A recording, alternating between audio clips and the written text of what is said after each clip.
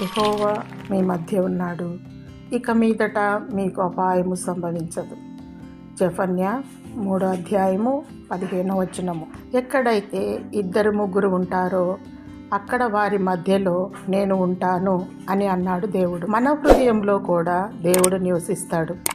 పరిశుద్ధత, నీతి, పవిత్రత, యథార్థత, మంచి మనసు, త్యాగ జీవితాన్ని ఆయన కోరుకుంటాడు. హృదయంలో దేవుడు ఉంటే ఏదీ సంభవించదు.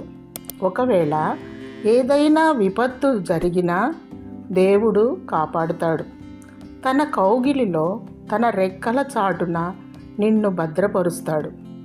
ఏ అపాయము, కీడు సంభవించకుండా దేవుడు నిన్ను నిత్యము కాపాడునుగాక.